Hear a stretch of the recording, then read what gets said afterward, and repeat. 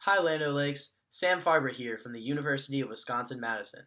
In this video, I'm going to discuss two ways to address increasing global food demand.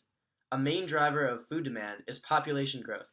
The first strategy I'm going to discuss is to curb population growth in specific areas.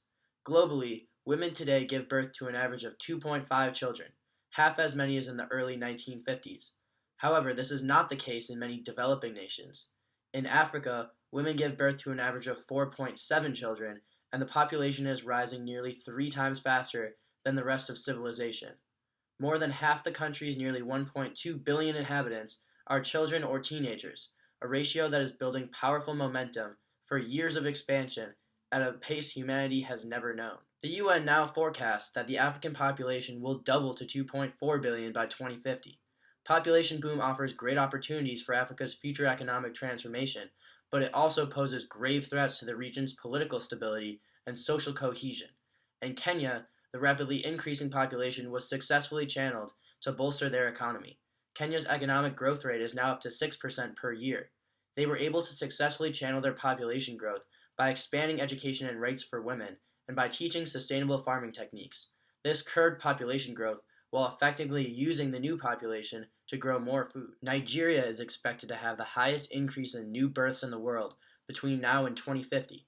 By 2050, the population is expected to be roughly the same size as the US, 389 million in Nigeria compared to 403 million in the US. In order to utilize this population increase, Nigeria will need to curb population growth and increase their farming yield.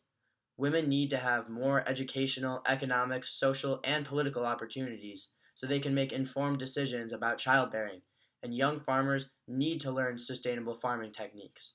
By focusing these efforts in a few specific places, Land O'Lakes can help channel population growth into economic growth and have a huge impact on meeting global food demand. The second strategy I'm going to discuss is sustainable fishing techniques. With a rapidly increasing world population, there will be greater pressure on our food resources, so it is essential to maximize every sustainable source of food. One of the least utilized resources in this pursuit is our world's oceans. Up until 1980, the amount of food we harvested from the oceans increased every year. Since 1980, seafood has been on the decline due to illegal fishing and lack of sustainable fishing policies. There are 3 key focuses that will help increase fish populations: setting quotas for fishermen, reducing bycatch, and protecting nursing and spawning areas. These practices could help us increase the number of people who can eat a fish meal a day from 450 million up to around 700 million. Sustainable fishing practices have a very low carbon footprint, it is the most cost-effective source of protein on the planet, and fish consumption reduces health risks like obesity, cancer, and heart disease. Increasing the supply of seafood would take pressure off of agriculture.